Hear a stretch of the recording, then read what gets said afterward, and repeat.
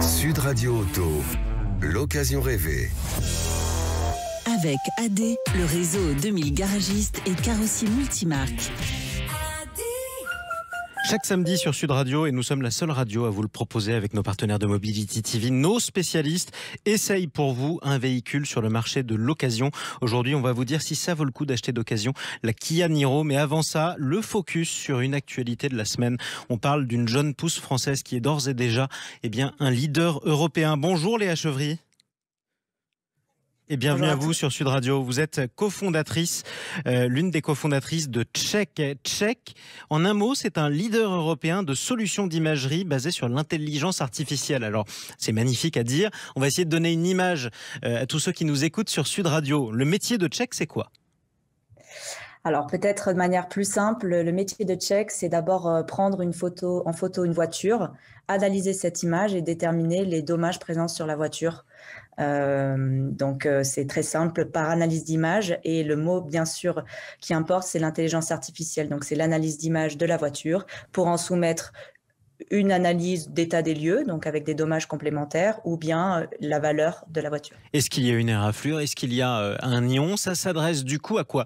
À la location d'une part, j'imagine, et d'autre part au marché de l'occasion. C'est aussi pour ça que vous êtes là ce matin. Oui, exactement. Donc, on facilite l'achat à distance. Surtout par le Covid, on a eu besoin de trouver de nombreux moyens d'acheter une voiture à distance et d'avoir suffisamment d'éléments pour avoir une bonne valorisation. Donc, la photo en fait partie et l'intelligence artificielle qui accompagne permet d'accompagner l'utilisateur ou bien le vendeur dans sa valorisation et aussi bien dans la location, donc location courte ou longue durée ou bien autopartage. Donc là, c'est plus dans le cadre d'un état des lieux, check-in, check-out avec une comparaison entrée-sortie et puis effectivement, la valorisation si un dommage a été réalisé pendant la location. Bien sûr. Alors bon, vous allez me dire que je suis un petit peu méfiant, mais imaginons que je sois comme tous les Français. Comment vous savez que la photo que vous allez analyser avec Check, elle date bien d'il y a quelques minutes ou d'il y a quelques heures et qu'elle date pas d'il y a beaucoup plus longtemps ?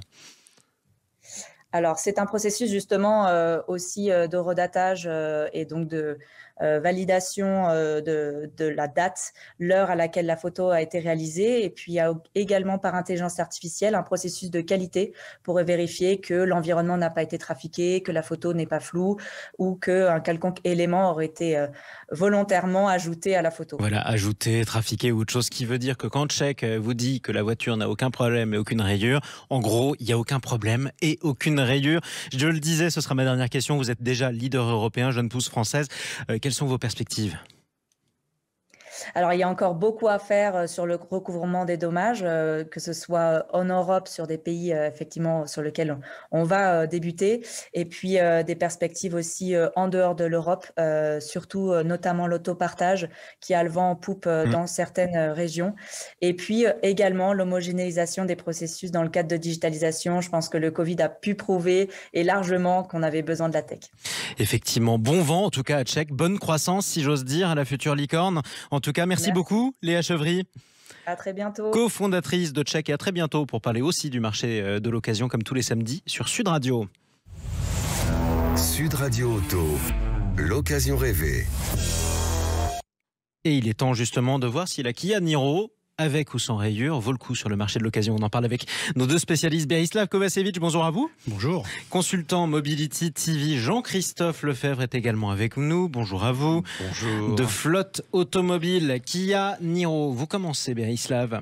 Avec plaisir. Kia Niro, produit récent, puisque lancé en 2016 par Kia, qui complète sa gamme vraiment sur tous les sujets. Alors c'est un crossover plutôt berline surélevé, parce qu'il est surélevé à d'à peine 2 cm. Donc pour ceux qui voudraient un véhicule de façon, on va dire, statutaire ou en position assise façon chauffeur de bus, ce ne sera pas le bon véhicule. Non. En dehors de ce détail, c'est un excellent modèle, très bien fabriqué, très facile à prendre en main. Alors on parle de quel budget d'abord, on parle de quelle gamme ? Je suis par exemple un futur conducteur, je vais sur le marché de l'occasion, je dois débourser combien ? Alors sur le Kia Niro qui est relativement récent, il y a que jeune occasion. Voilà, c'est jeune occasion. Il est pas vendu très très cher par rapport à ses prestations en neuf. Donc moi je dirais qu'à partir de 15 000 €, mais ça dépend des motorisations, hein, on peut trouver quelque chose. C'est le seul petit SUV compact, alors, ou crossover effectivement, qui est proposé en full hybride, enfin en hybride moteur essence, en hybride plug-in rechargeable, et qui est assez cher, et en électrique. Donc il faut bien distinguer ces trois modèles. Comment on explique que ce soit pour vous l'hybride rechargeable qui soit assez cher par rapport aux autres? Parce que en réalité l'hybride classique, on va dire, c'est un moteur essence auquel on ajoute un moteur électrique. Absolument. Le moteur hybride rechargeable, la version hybride, c'est un moteur électrique, un moteur thermique plus une batterie. Exactement. Et en fonction de la taille de la batterie, ça rajoute non seulement du poids, on va dire 200 kg, mais en plus ça rajoute des coûts. Exactement. Donc, et ça affole le compteur du coup sur ce plan précis. Parlons de la qualité de conduite, le confort de conduite. Tiens, juste avant de dire, je reviens quand même sur le prix, parce qu'effectivement, suivant les trois modèles très bien décrits par Jean-Christophe, on a des tranches de prix qui sont plutôt 15-25 au mieux, 25-35, voire 35-45. Parce que même si c'est le mieux placé sur le marché du neuf et qu'il n'a pratiquement pas d'équivalent en rapport prix-prestation, on a quand même des gammes de prix qui dépendent de la technologie. Alors après, en termes de confort, c'est douillet. C'est pas un véhicule pour gens énervés à tous les niveaux, parce que ça aura aussi des conséquences sur la consommation, on y reviendra. C'est un véhicule, on se sent bien, il y a beaucoup de visibilité, c'est assez panoramique, c'est moelleux, on dirait presque un véhicule de marque française. On ne reconnaît pas la patte de Kia d'il y a seulement quelques années. Absolument, ça veut dire que la suspension est aussi au rendez-vous. Oui, c'est en fait un véhicule où Kia, je pense, a voulu pousser tous les conducteurs qui montent dans ce Kia Niro à adopter une attitude zen d'éco-conduite. Et pourquoi pas, d'ailleurs, c'est un vrai argument. Quelles sont aussi les performances en termes de consommation quand on a un moteur thermique? Alors là, c'est pareil, ça dépend de la technologie utilisée. Alors je mets de côté la version électrique que moi j'aime beaucoup, parce qu'elle a de réelles qualités d'autonomie, en plus d'être très agréable à conduire.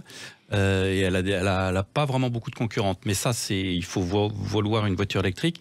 Sur l'hybride rechargeable, qui est plutôt à destination des entreprises, parce que c'est surtout l'amortissement qui est intéressant et l'absence de TVS. Pour le particulier, il faut recharger au bout de 50 km si on veut vraiment avoir des économies, voire un peu plus. Et là, on est vite à 7 litres de consommation. Donc il faut recharger.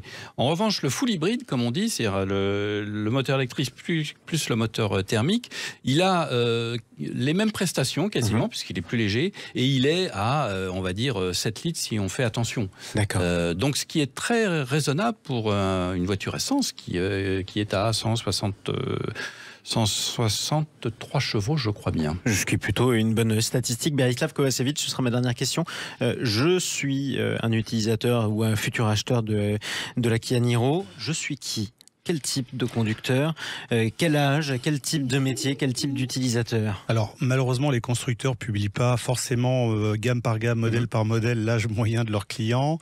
On sait quand même sur cette clientèle-là qu'on est plutôt entre 45 et 50 ans, adeptes de nouvelles techno, véhicules qui perdent quand même un peu de coffre parce que les batteries, etc. prennent. Donc on sent souvent que c'est une famille avec un enfant ou deux enfants maximum, plutôt urbain. Pas forcément ruraux, très clairement. Et donc, c'est des véhicules qui peuvent être utilisés pour du quotidien et des trajets assez courts. Parce que si on force, par contre, Jean-Christophe l'a rappelé tout à l'heure, on va très très vite tutoyer les 10 litres. Si on est zen, en urbain, et qu'on veut bien écouter sa symphonie, là, on peut être à 7 litres et c'est parfait. Reste à trouver l'être rare, la perle rare plutôt, qui habite en ville, conduit en ville et reste zen. Je pense que c'est aussi rare à Marseille qu'à Paris. Je pense que vous serez d'accord avec moi. Merci beaucoup, Berislav Kovacevic, consultant Mobility TV, et Jean-Christophe Lefebvre de Flotte Automobile. On vous retrouve samedi prochain pour l'occasion rêvée.